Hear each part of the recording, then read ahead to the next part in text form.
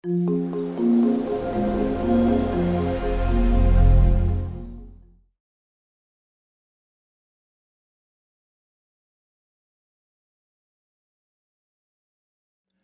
really do feel very emotional and very moved by everything that's happening around the work of Manley P. Hall, because when Manley died in 1990, he was very concerned in the closing years of his life that his work would be overlooked, his work would be forgotten, that it might wind up sitting in massive storage lockers somewhere.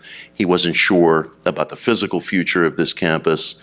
He felt uneasy about the question of whether his work and his lectures would be embraced in the dawning digital age that he witnessed just kind of the opening embers of in the final years of his life. And I think it can be said very, without any hyperbole, that there are probably more people reading Manley P. Hall's work today in the opening decades of the 21st century than did over the course of his entire life. He has not been forgotten, and indeed, thanks to efforts like the digitization of the library, the video course, republications of his work, there is a whole new generation, in a very concrete sense, coming to Manley P. Hall's work. And it's just an extraordinary tribute to a man, and I wish so deeply that he were here to see it, and maybe in some sense he is, but it's a tribute to a man who dedicated his entire life to cataloging and documenting mystical, occult, and esoteric wisdom, and it's being embraced in a whole new range of ways across our culture today and around the world. I really wouldn't be here tonight and probably wouldn't have found my own way as a writer, a speaker, a historian of alternative spirituality if it weren't for Manley. I never knew the man, but I have a tendency, as I'm sure many of you in this room do, to enter into a person's body of work, to enter into someone's teachings initially based on their persona. I get very attached to characters and individuals and figures, and if I find something magnetic and encouraging about that person's presence, about that person's life, then I tend to find my way very deeply into their work. And I fell all the way into Manley's work. And it started in New York City about 25 years ago. I was at lunch with a couple of friends, and one of them had the name of Pythia. That was an initiate name that she was given by the Sufi leader, Pir Vilayat Inayat Khan.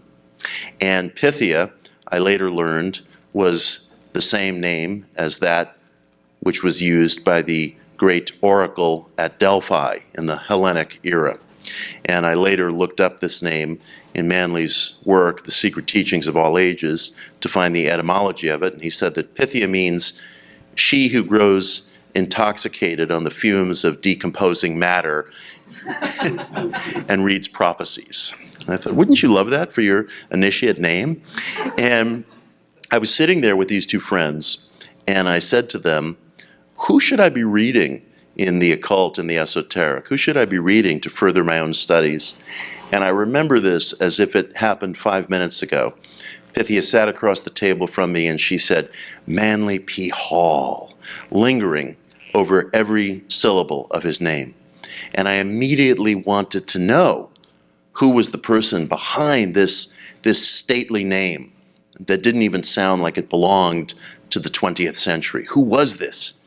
And I immediately, after lunch, went online and got a copy of The Secret Teachings of All Ages, and I just fell completely into it.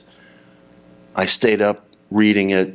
I perused every minutely small caption, every chart, every diagram. I was just absolutely overwhelmed with the book. And I realized that the size of the book and the expense of the book and the jarring nature of how the book could be laid out could serve as a kind of deterrent to people reading it. I was concerned that it was a book that people owned but weren't necessarily reading. And I came up with the idea of taking the full unabridged text and turning it into a reader's edition that could be held in the hand and read like any traditional book. And I brought this idea to Obadiah Harris, the president of UPR at the time, and a man who will be memorializing tomorrow. And we spoke for about 45 minutes, and he just gave me his complete blessing to take this wonderful, massive work, which had existed unchanged since 1928, and reprocess it into the size and dimensions and layout of a traditional book. Not to replace the original version, which nothing can do, but to facilitate the reading experience.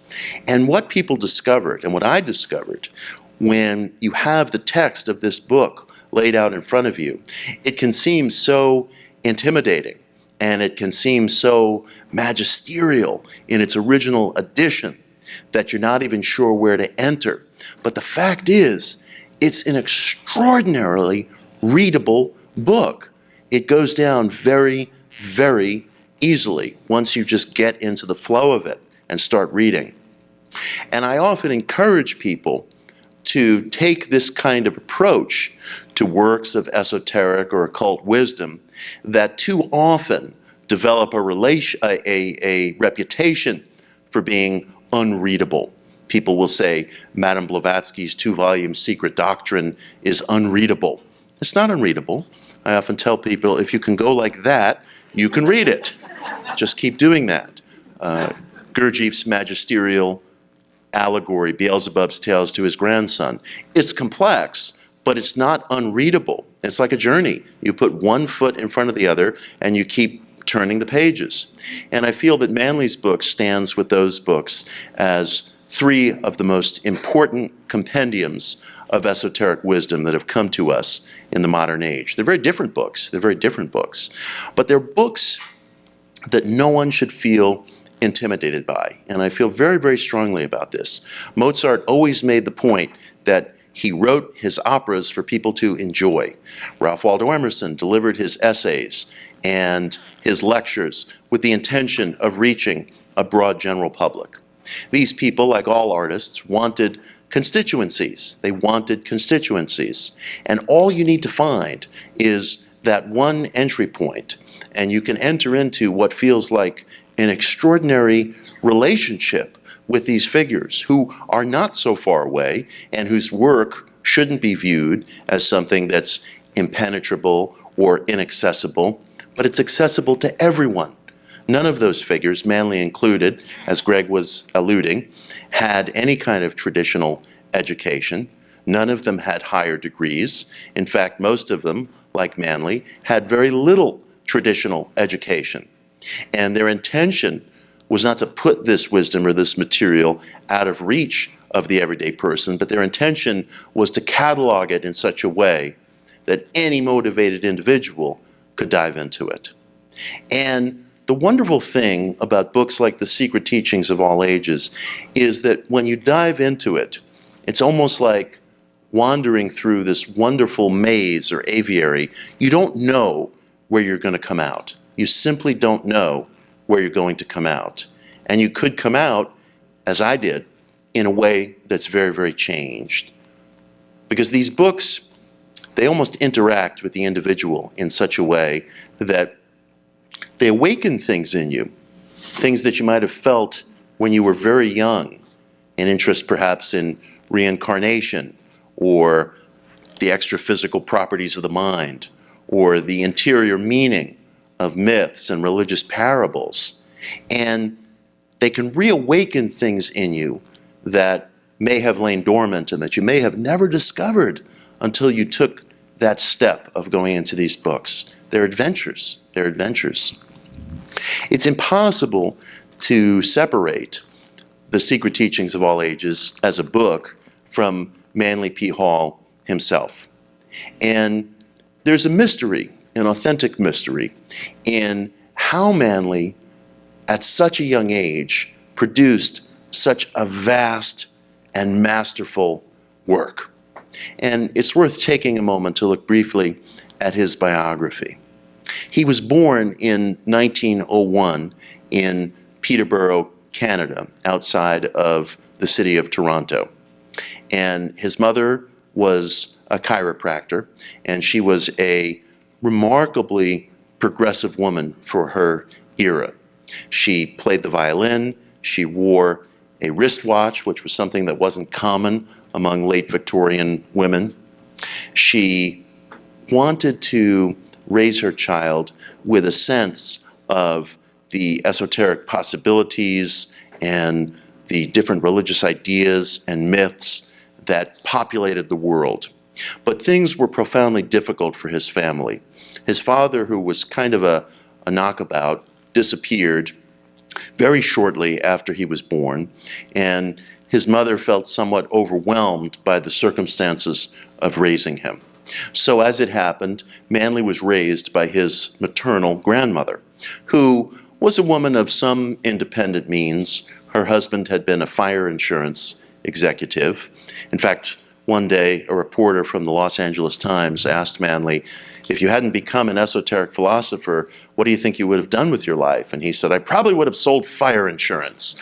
And the reporter couldn't figure out what he was referencing, but actually that was the job held by his grandfather, and it was possibly correct.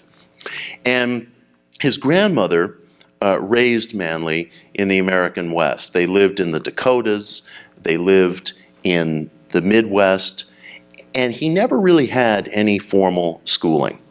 And it was a lonely upbringing. He was an isolated kid. He spent most of his time one-on-one with his grandmother. He was sick a great deal of the time. It was an unhealthy childhood. It was a difficult childhood.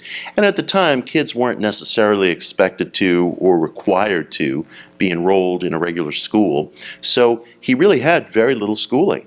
And she would take him on trips from time to museums in Chicago, in Philadelphia, in New York City.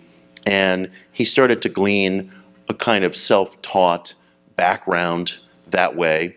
And then when he was about 15 years old, she enrolled him in a military academy in New York City, which was a period of life that for him thankfully lasted only about 9 months or so. He didn't really take well to regimental life.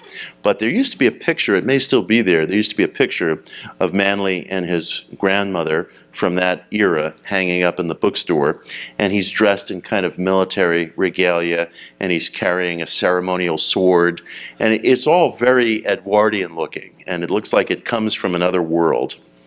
Now, when he was about 18 years old, his grandmother died, and he was knocking about trying to figure out what to do with his life.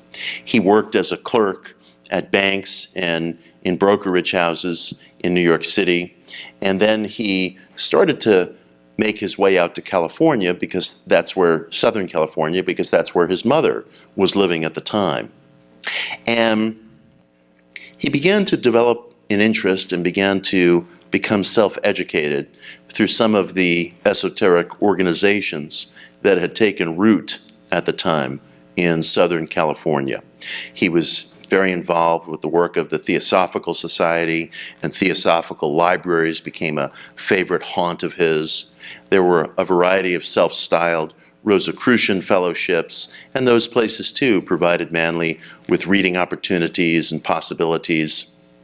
And very early on in life, probably when he was about 19 years old, he began to discover that he had a gift, he had a penchant for public speaking.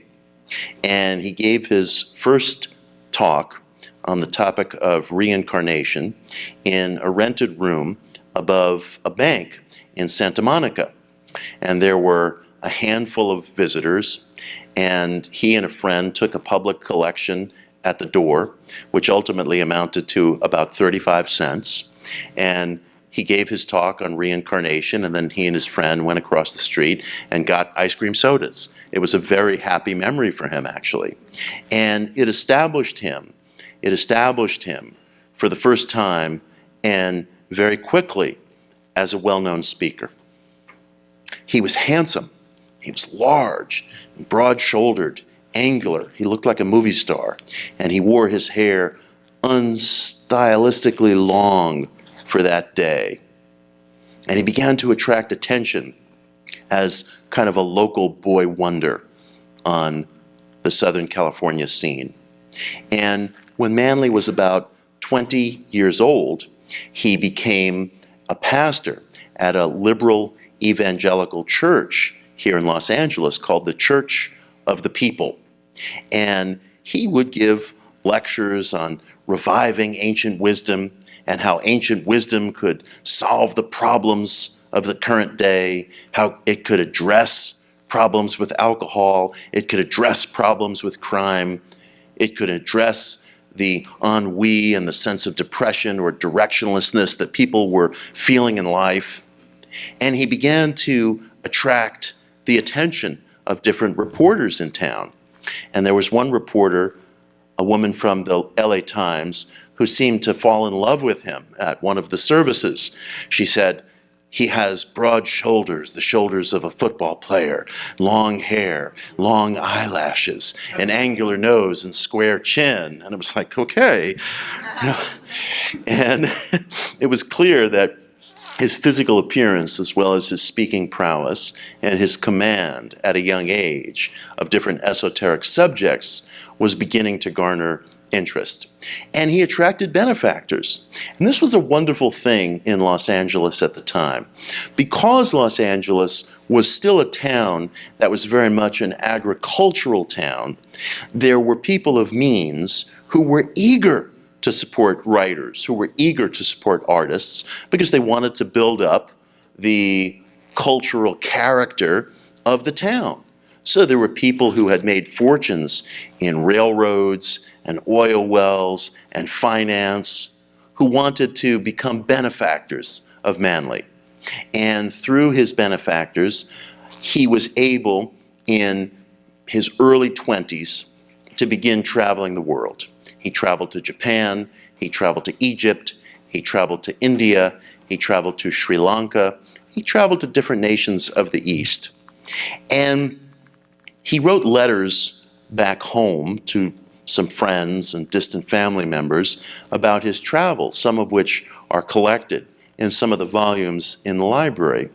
And it's interesting, and in a way, this almost deepens the mystery of the man and when it was that he kind of turned a corner into the brilliant figure that we know him as today. The letters themselves have a kind of ordinary quality to them. There's nothing in the letters that are particularly quotable or particularly memorable. In many regards, they just read like standard travelogues of the era. You know, he's just describing in a rather linear fashion, we did this today, we saw that today. There's nothing in them that really breathes life into the reader. And there's not much of a clue in them as to the greatness that was to come. But something transformed within the man around the year 1922, 1923, which saw the publication of Manley's first book, Initiates of the Flame. Initiates of the Flame, although it's a very short book, is almost like The Secret Teachings of All Ages in its earliest DNA form. It's a wonderful, living book in which Manley talks about the meaning behind ancient symbols, the pentagram, the crucifix, the Star of David, the all-seeing eye, the obelisk, the pyramid. All of these subjects, albeit in a short space, seem to start coming to life. His abilities almost seemed fully formed all of a sudden. And he hadn't written widely before. There were some articles here and there. There were the lectures that he had delivered at the Church of the People. There were his travelogue letters, but nothing that really hinted at, nothing that really suggested what was to come until Initiates of the Flame. It's a very short book. It totals maybe 40,000 words. It's illustrated by his friend Augustus Knapp, who later illustrated The Secret Teachings of All Ages. And even if you read it today, almost 100 years later, it just pulses in the hand. There's something on fire in this book. And it marks a kind of turning point in Manley's life in which he had become in full command of his material. And immediately after, he began to lay plans and lay out the process for the creation of his great book, The Secret Teachings of All Ages.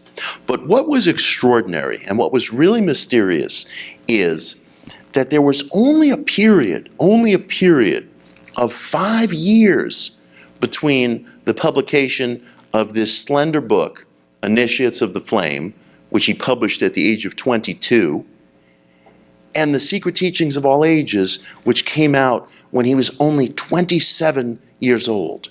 27 years old, with no formal education, very few guideposts or road signs beyond those that I've mentioned of what was to come. And truthfully, without even the ability to gain easy access to the vast, vast reference material that appears in the book. The bibliography alone contains over 1,000 books. The bibliography alone could be a book in and of itself. And the vastness of the scale of what he produced, the quality and the beauty and the facility of the writing and the range of subjects is absolutely astounding. It's absolutely astounding.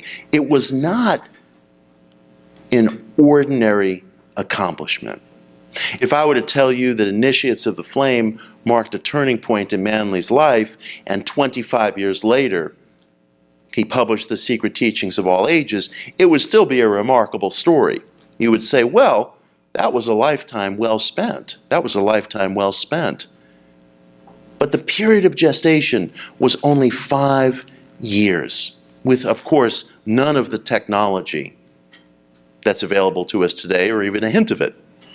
Now, for source material, Manley did use some of the great libraries that were just opening to public use at that time, including the New York Public Library. And Manley spent hour after hour in the reading room of the New York Public Library, and he later said that he had no problem getting his hands on the various books that he wanted from their collection because nobody else was interested in them. And they kind of got to know him as this strange, long-haired kid who would come in and request books on Pythagorean mathematics, Egyptian number symbolism, sacred geometry, that nobody else was bothering themselves with. And in this kind of hulking form that he possessed, he would sit at these big, beautiful oak tables in this cathedral-like reading room at the New York Public Library and just pore over book after book after book. And I have the privilege today to be a writer in residence at the New York Public Library, and I often sit in that room and imagine what it must have been like to see him with his large frame seated behind these massive volumes that nobody else was interested in. And in fact, as Manley observed at the time, there was a tendency towards materialism that was pronouncing itself with great vigor and an onrush of influence within academia. So much so that in the 1920s, there wasn't much really significant scholarly work that was being done on primeval religions, esoteric traditions, the Eastern traditions. Such work had been done in the late Victorian era, but it had petered out. And when scholars turned their attention to some of this material, they often wrote about it in a way that kind of conscripted all this stuff to a museum case. It was considered interesting, it was considered part of social history, but very few scholars at the time would ever imagine that these teachings had any relevance for the individual today. They were curios, they were relics, they were museum exhibits of past cultures that had been superseded and overshadowed by the march of progress. The idea of writing about ancient African dances, for example, as if these things contained meaning and myth and parable and lessons, was almost unthinkable to most scholars at the time. The idea of peering into Native American mysticism and asking what it had in common with other religious traditions from across the world was a question that almost no one asked. The idea that the religious experiences that people had in the ancient mystery traditions of Greece, of Rome, of Egypt, of Persia, and whether these things contained lessons for modern people today, it was almost an unthinkable question. Yes, let's document the timeline. Yes, let's catalog this stuff for the sake of history. But the idea that this material could have an impact on the life of the contemporary person was almost never considered until Manley. He felt that these works had to be rescued because they were being relegated, in effect, to glass museum cases and not seen as things that had a vital message for the 20th century person. So he toiled just laboriously, not only at the New York Public Library, but at the British Library and other libraries that were just opening to the public at the time. And he enlisted the help of just a small handful of people. He worked closely with his printer here in town. He worked closely with the artist Augustus Knapp. He designed every aspect of the book, oversaw its layout, and he just kept building and building and building it. And the span and the breadth of what he produced, I've only touched on the tiniest sliver of it. It included Pythagorean mathematics, the mystery traditions of the Egyptian religions, the meaning and significance of hieroglyphs, of pyramids, of psychological alchemy, of the hermetic images that appear in the tarot deck, the esoteric backstory, as he saw it, of the Shakespearean dramas, myths and traditions and symbols from different lands and civilizations. He had fun, too. He wrote about mythical beasts, dragons, and serpents, and my favorite caption in the book is conventional gnomes.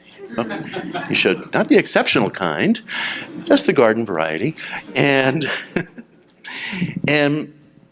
there was nothing that was off base to Manley. And I'll never forget, and this was a turning point in my life. It was an illuminating point in my own life. When I started reading The Secret Teachings of All Ages,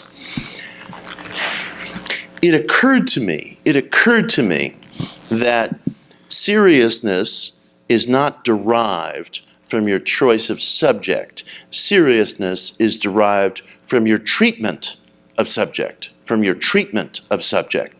And it freed me to feel that immersing yourself in occult and esoteric subjects, even if nobody else was interested in these books, as was the case in Manley's day, you didn't derive a sense of seriousness or a sense of mission from your topics, but from how you treated them, And it turned on the lights for me. It made me realize that I didn't need to conceal or make excuses for the occult subject matter that I was so personally interested in.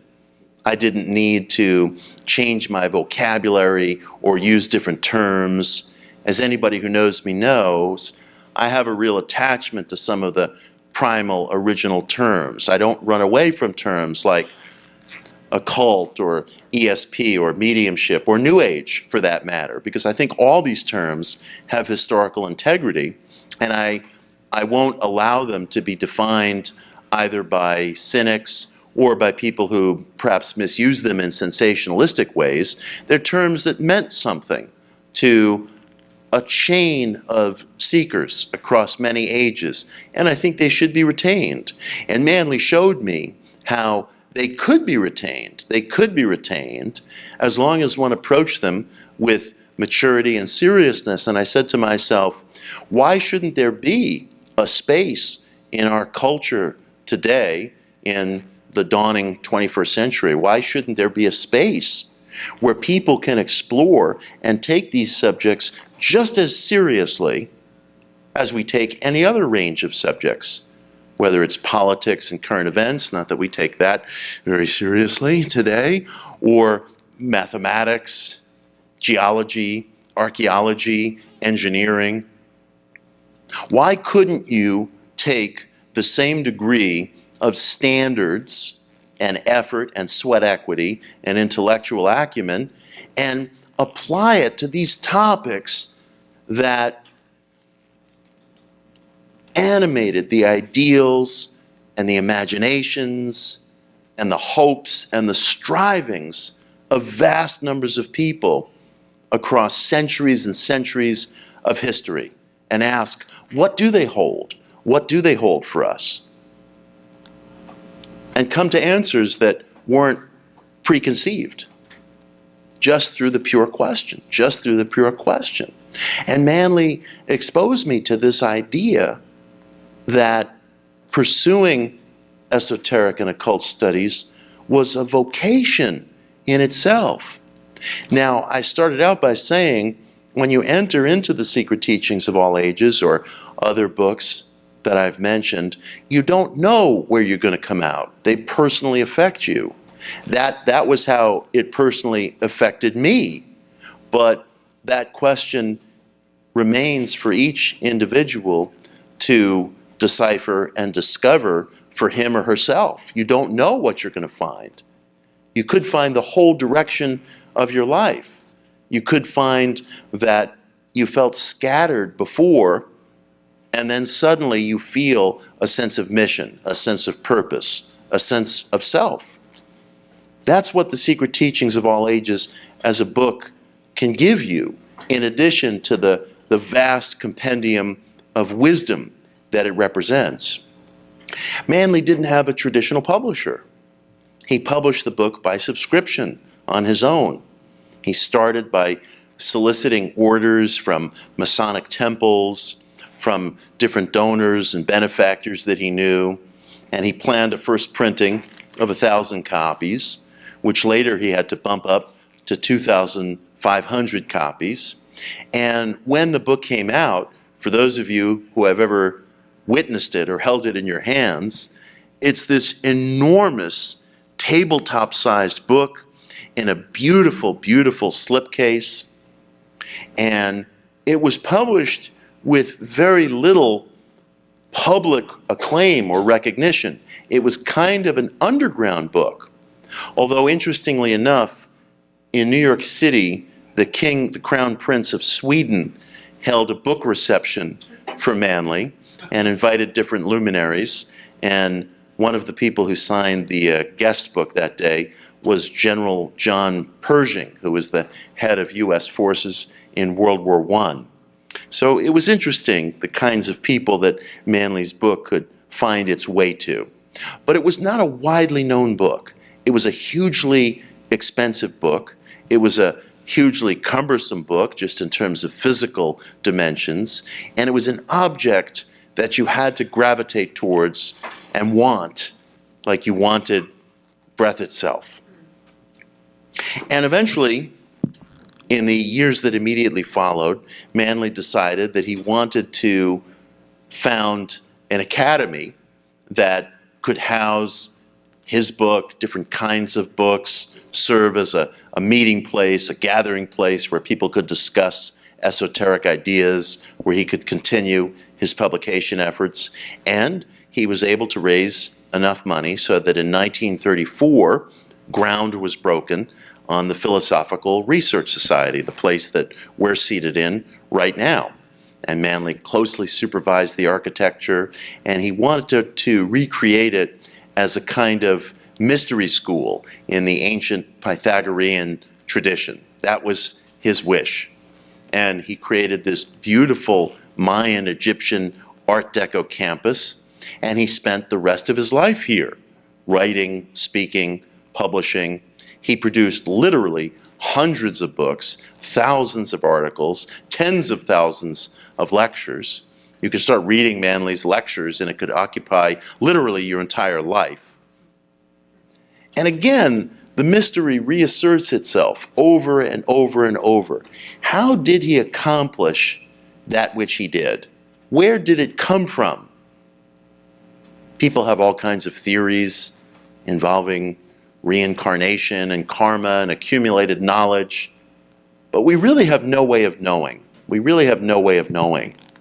One thing that I'm absolutely certain about, and we were speaking about this earlier today at the workshop, is that, and this is a lesson, this is a personal lesson to take from the life of Manley P. Hall. I'm always encouraging people when they're searching for a way in life, when they're trying to figure out, what do I do with my existence? What do I do next? I'm always encouraging people to be very, very intimately honest with themselves about what they truly, truly want out of life. We think we ask ourselves that question all the time, what do I want? But I believe that very often we deceive ourselves and we don't really ask that question in as deep or as penetrating a way as we ought to. Because we're all conditioned by peer pressure, by things that we grew up with, by notions that we inherited from who knows where. And we sometimes feel, even in our most private recesses, inhibited or embarrassed, unable to really ask and probe that question seriously. Sometimes, frankly, we're afraid of what we're going to find. Somebody who considers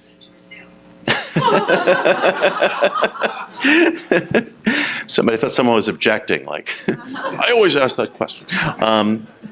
We're afraid of what we're going to find, because we get into these roles in life and we think we have to occupy them, and we think we owe some sort of a loyalty to these roles that we perceive ourselves in. So someone who considers him or herself spiritual might discover that actually what they really want is to be greatly successful in the world. They want to go out in the world, perhaps, be immersed in finance or something like that. But they don't want to acknowledge that to themselves. That's supposed to be superficial, or that's supposed to be somehow a manifestation of attachment or identification, and someone told them that that's not the direction in which life lies. Well, the direction in which life lies is your own greatest self-expression. I believe very strongly that self-expression is sacred. And I believe that when you discover, as Manley did, that thing in life, whatever it is, that really speaks to you, I really, truly do believe in my heart energies and capacities and abilities that you never knew you possessed will begin to unfold before you and from within you.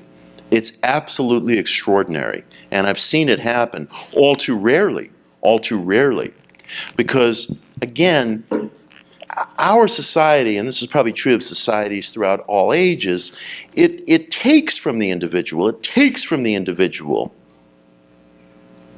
what he or she thinks is their core primary purpose in life. We're so conditioned, and we're dangerously apt to kind of repeat things to ourselves by rote. No sooner do we start to think, well, this may be what I really want, then there's a voice saying, oh, but that's selfish, or that's problematic, or that's gauche, or that's impossible, or whatever. And just as an exercise, just as an internal exercise, I would ask everybody in this room, in your own private time and in your own individual way, to ask yourself with real, unembarrassed candor within, this is just your own private exercise, What do I really want from life? And don't be afraid of the answer. Don't be afraid of the answer.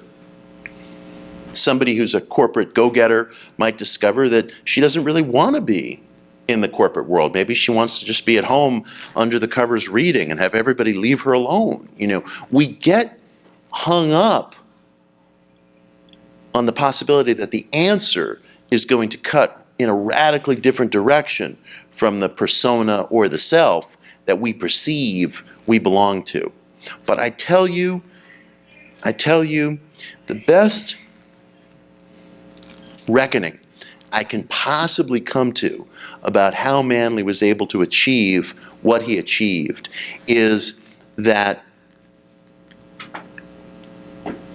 he was able to find that absolutely vital, impassioned, motivating thing that he wanted to do in life, which was to curate and preserve esoteric wisdom, not as a museum piece, but as a living, pulsing philosophy that held meaning for contemporary men and women. And when he found that, it unlocked uncanny abilities. It unlocked extraordinary abilities. And believe me, I know all the occult stories. Manley was the reincarnate of Plato. Manley somehow was the recipient of 12 different lifetimes. Manley had a photographic memory, and so on and so on. I haven't been able to verify any of that stuff. You know, how would I, you know? But, but what I certainly have been able to verify in my own experience, and after all, what's more empirical than your own experience when you're on the spiritual path? That kind of inner empiricism is the primary place where you can verify things. What I have been able to discover from my own experience is that when you discover that one thing that is vital to your existence, as Manley did, it will unlock energies and possibilities and intellectual strength and physical strength and all kinds of qualities in you that you never knew you possessed. It's the closest thing that life grants us to a magic elixir. It's absolutely remarkable. And we run from it. We run from it.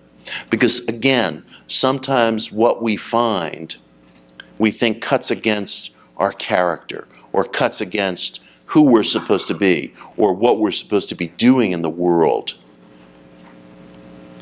Take the first step. Take the first step. You don't have to burn the fleet.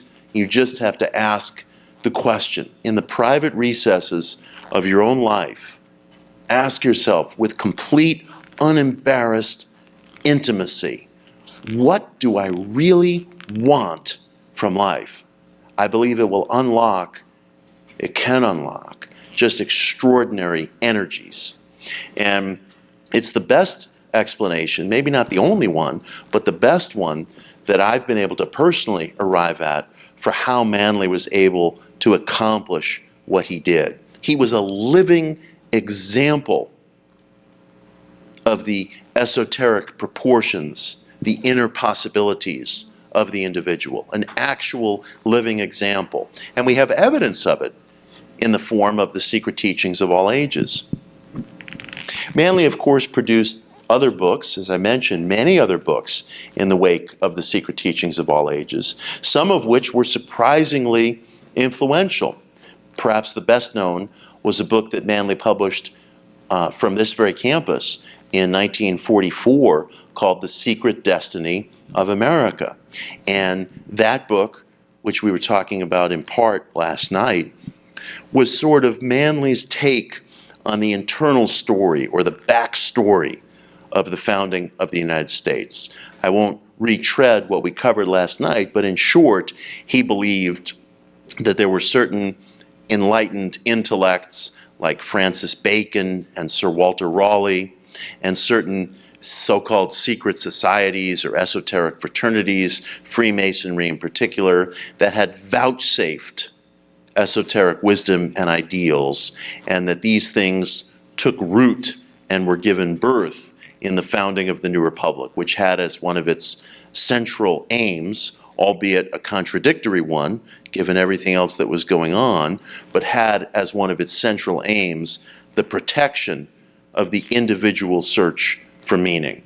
And this was true 100 years before the framing of the Constitution. That's part of the history that we cover in The Secret History of America, and I write about it in Occult America and other places. And Manley's conception was that these ancient ideals of an unadorned, boundaryless spiritual search were vouchsafed in principles that grew from movements like Freemasonry or intellectual movements like Rosicrucianism, and he was intelligently and measuredly aware that many of the founders were themselves Freemasons. George Washington, Benjamin Franklin, Paul Revere, John Hancock, an outsized number of people who signed the Declaration, an outsized number of people who were framers of the Constitution, an outsized number who ranked among Washington's corps of generals or officers. It was in the air. This was real history. This was real history. And that book, The Secret Destiny of America, itself traveled an extraordinary course. I told this story last night, but it bears repeating tonight, and I will repeat it in brief. I was on a radio show in New Orleans in the year 2010, and the host after the show just remarked to me kind of offhandedly, "Hey, did you know that Ronald Reagan believed in like these secret masters of wisdom who were directing American history?" And I said, no, I didn't know that. And so he sent me a newsletter that reproduced an essay that Reagan wrote in 1981, which I tracked down to its original source, which was the July 4th issue of Parade magazine, an esoteric journal that some of you here may know. And they had asked Reagan in his first term as president to write a little essay for them on what the 4th of July personally meant to him. So at Camp David, he hand wrote an essay on a yellow legal pad, and he submitted it to Parade magazine, and they published it July 4th, 1981, What the 4th of July Means to Me by Ronald Reagan. And I'm reading this, and I grow absolutely astonished that I am encountering not only ideas, but actual phraseology that came from the writings of Manley P. Hall, specifically from the book, The Secret Destiny of America. And so I began to peel back the onion, and I discover that going back to Reagan's earliest political speeches when he was a spokesman for GE, up through his presidency, including a speech that he delivered at the centenary of the Statue of Liberty to a television audience of millions of people, again and again and again, there are ideas, and one story in particular, that Reagan had clipped out of The Secret Destiny of America. And it was absolutely unmistakable because he used, in certain cases, Manley's very own phraseology and terminology. And he used references that I knew had appeared only in the work of Manley Hall itself. And that year, in April of 2010, I wrote a piece for the Washington Post called Reagan and the Occult, where I presented my textual analysis. And I'm still sort of blown away by it because as time has passed, now it's almost 10 years later, I've researched it more, and I write about this in the introduction to The Secret History of America. There's no question that Reagan and Hall were friendly, and I won't go into all the details. You can read about it in the introduction to the new book, but they had met here a couple of times on the campus of UPR in Manley's office. It's not that unusual when you think about it, because Reagan had spent about 30 years of his life here in Southern California. He was contemporary to Manley P. Hall. I write about this other places, but Reagan had his own interest in the occult and the esoteric, and it went well beyond newspaper astrology, I can assure you. And one interesting bit of occult history that I've always enjoyed is that a woman named Eden Gray, who wrote the first popular tarot guides that appeared on the American scene. Does anybody know Eden Gray? You have her tarot guides? Yes, one person. Good. Well, go good. All right. Well, Eden was a film actress who had co-starred with Reagan, and they were pals, and she used to read tarot cards for people on the set and cast horoscopes for people on the set. And this was something that was not only in the groundwater of Southern California, but was very much a part of Reagan's life. So it's not altogether unusual that he would have found his way to Manley's work, although he was obviously very private about it. It's also important. It's important because Reagan revealed himself more in his public statements than he did in private. In private, he was this very kind of sunny, distant personality. In fact, oh boy, I almost hate telling this story, but it's too good not to tell. His son, Michael, tells a story to demonstrate how distant his dad could be, that when Reagan was governor of California, he was giving the commencement address to Michael's graduating class at UCLA. And this was a traditional commencement address, and at the end of the address, all the graduates would come up on stage in their cap and gown, and they would receive their diploma from the commencement speaker. And Michael said that he came up on stage to get his diploma from his father, and Reagan stretched his hand out and said, "Governor Reagan, pleased to meet you."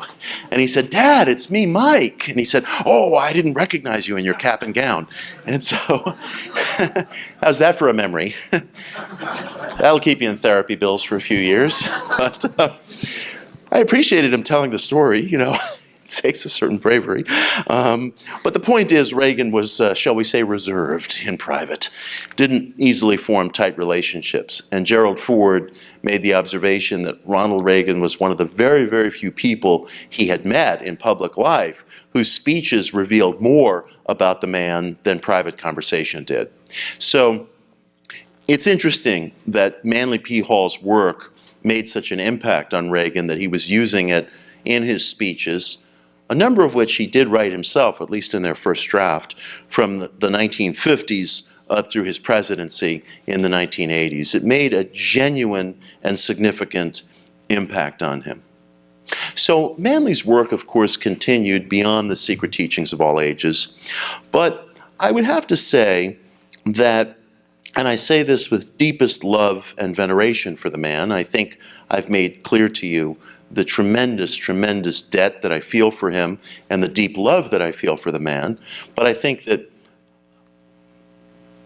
within the spiritual culture and other reaches of our culture, we need to love one another as adults love one another, not to put somebody up on a pedestal, but to love somebody in full light of their greatness, but also their faults and foibles as a human being.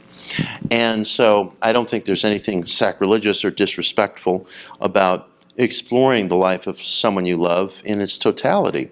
I think that some of the ensuing decades for Manley could be difficult at times because he did settle into a kind of routine of delivering another lecture, writing another pamphlet, putting out another book. And I think that there was a varying quality sometimes to the nature of his output. He peaked when he was very, very young. You know, you have to remember that the secret teachings of all ages came out when he was just 27 years old. And although he certainly did other things, significant things, well into middle age, and I was just describing The Secret Destiny of America, there could be, and I think he felt this at times, a quality of sameness, of routine. And I think it could be difficult for him at times. He had come into so much in the way of resources and benefactors. He was able to construct this magnificent campus. He was able to create a library and a collection filled with extraordinary treasures, some of which have been retained to this day and exist in the vault, an experience that I do hope some of you get to have in the near future. He had attained a kind of underground fame as America's eminent philosopher of the esoteric. He would, as Greg was alluding, pack this room every Sunday. He had attained so much so young that I think it was difficult at times for him to determine what was next, what would be my second act, so to speak. And I think this weighed heavily on him as he aged, because as I was saying when I started, Manley in his final years seemed to be very concerned that his work was somehow going to be forgotten. He witnessed the early rise of the digital era, and I think he was concerned that he would get left behind as this era got underway. And it made him vulnerable. It made him vulnerable. And his vulnerability expressed itself in a particularly tragic set of circumstances. In the late 1980s, there were two con artists, basically, a father-son team, who managed to ingratiate themselves into Manley's life and kind of whispered in his ear all kinds of promises and possibilities that they were going to broadcast his lectures by satellite around the world, and they were going to take his books and ensure that they were exposed to people everywhere. And Manley was in ill health at that time. He was extremely overweight, and he was suffering from a variety of heart and weight-related issues. And he gave over the day-to-day functioning of his life too completely and too quickly to this father-son team who were whispering in his ear all these wonderful things that they were going to do for him. It seemed that having accomplished so much in life and having peaked at so young an age, he felt somewhat lost in his later years, and he was too ready. He was too ready to believe the promises of people who did not warrant his trust. And this created a string of tragic circumstances which placed a terrible legal burden on PRS, which the organization was thankfully able to emerge from. About 2 days before Manley's death in 1990, he signed over his will, his collection of antiquities, and all of his properties to one of these figures who had entered his life. And he gave these people power of attorney. He gave them the ability to cash checks from his personal account. And 2 days later, Manley was dead. Manley was pronounced dead of heart failure.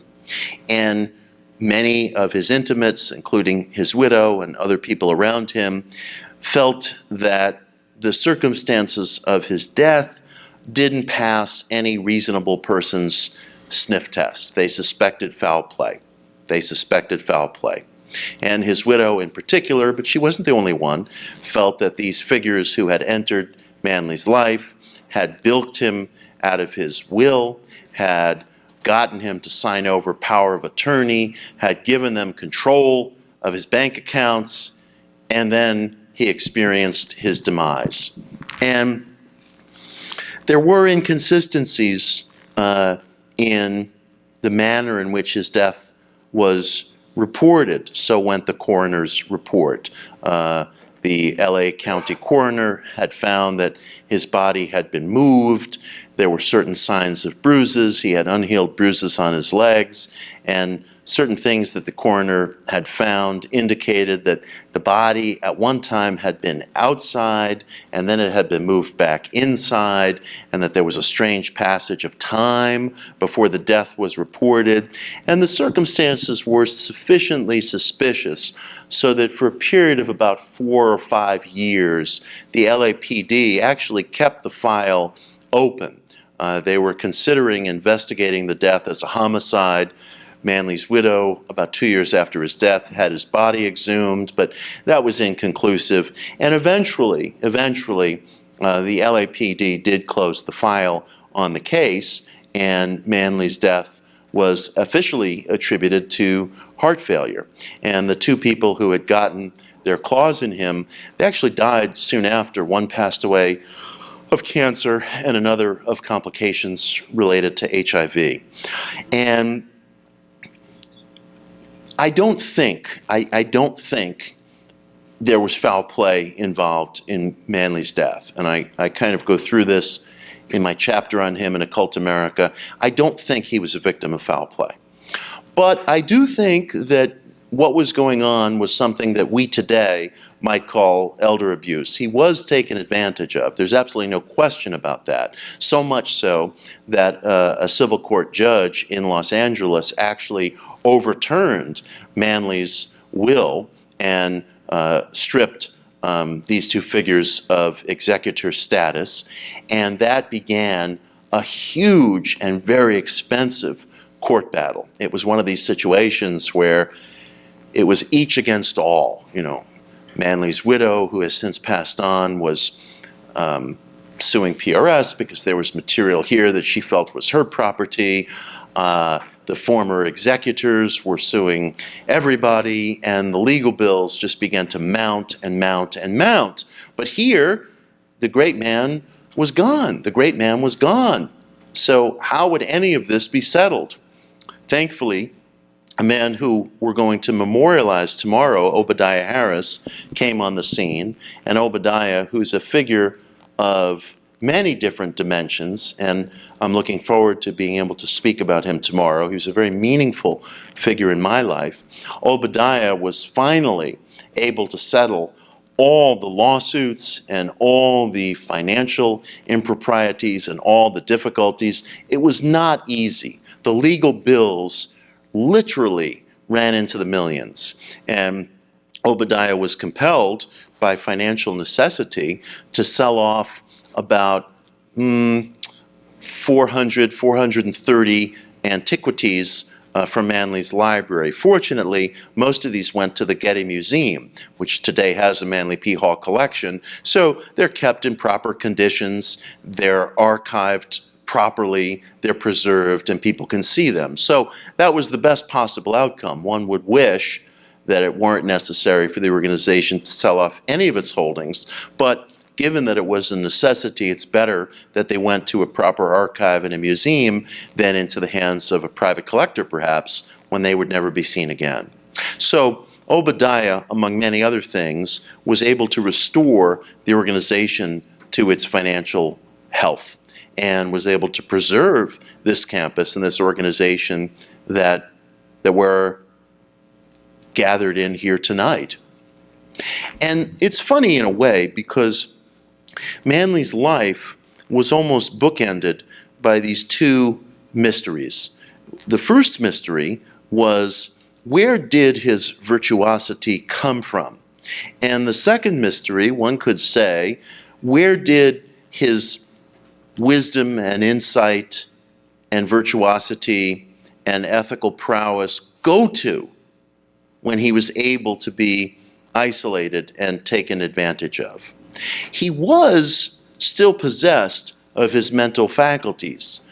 There is a lecture that Manley delivered here from this stage just about 1 week before his death, and it was classic Manley P. Hall. He sounded beautiful. He spoke effortlessly for about 2 hours without notes. There was no sign whatsoever of any intellectual deterioration. So what was it?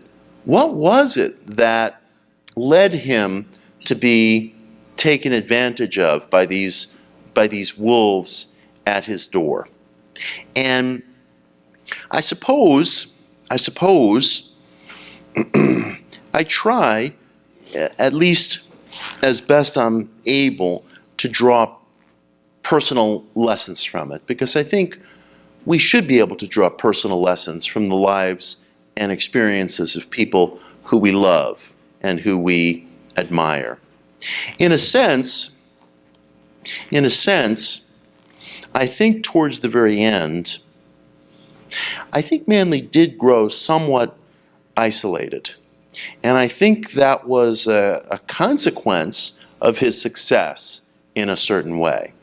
He had demonstrated such virtuosity, and he had demonstrated such capacity to attract support and benefactors, and to know productively what to do with that support when he was a very young man, so that it almost freed him. It freed him of all of life's burdens. In a way, that's the dream, isn't it?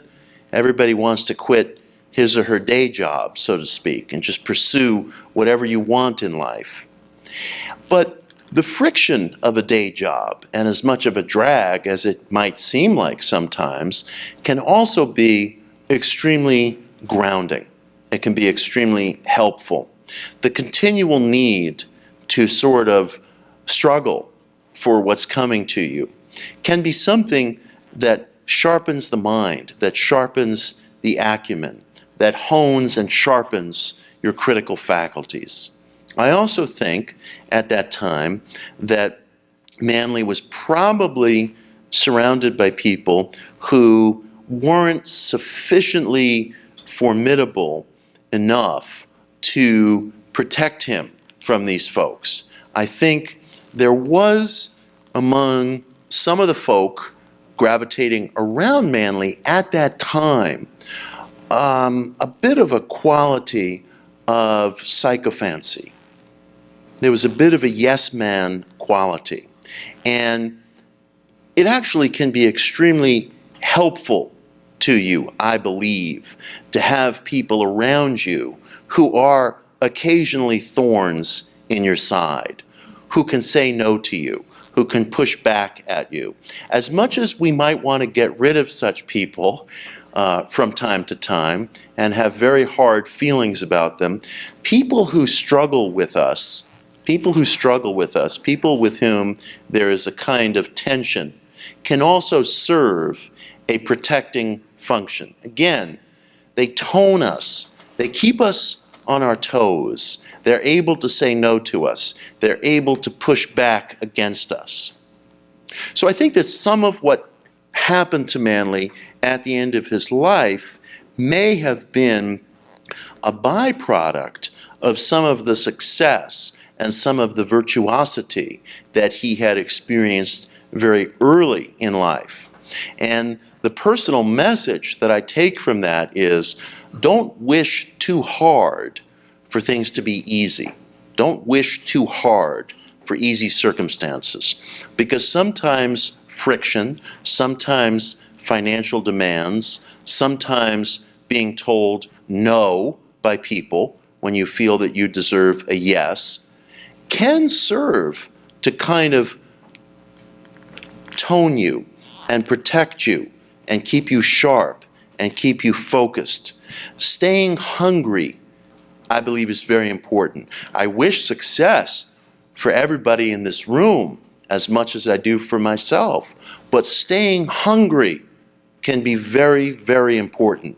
And when circumstances are such that the road just completely opens up before you, it's not always easy to stay hungry. And that hunger can serve a deeply valuable protective function. That's a lesson that I take from the latter portion of Manley's life. And the wonderful thing about Manley's life is that he left us with this extraordinary catalog, this extraordinary roadmap to esoteric wisdom that is the secret teachings of all ages. And I know that there are many people in this room who have already read The Secret Teachings of All Ages. But I would say to you, if you haven't, I envy you because you're in for just a wonderful, wonderful adventure. It's impossible to say, as I alluded earlier, where you are going to end up after entering the book. You will find ideas and possibilities and examples and thought systems in the book that will alter and change who you really are. And that was Manley's deepest wish. He wrote his great book above all, to function as a kind of blueprint, as a kind of roadmap, as a kind of entry point for the individual to imbibe and to explore. And its doors are open to anybody. There's no degree required, there's no permission required, there's no approbation. You don't have to put a label on yourself. It's just there. It's just there.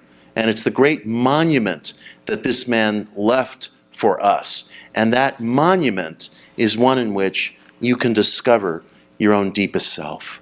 And I thank you very, very much. Thank you. Thank you.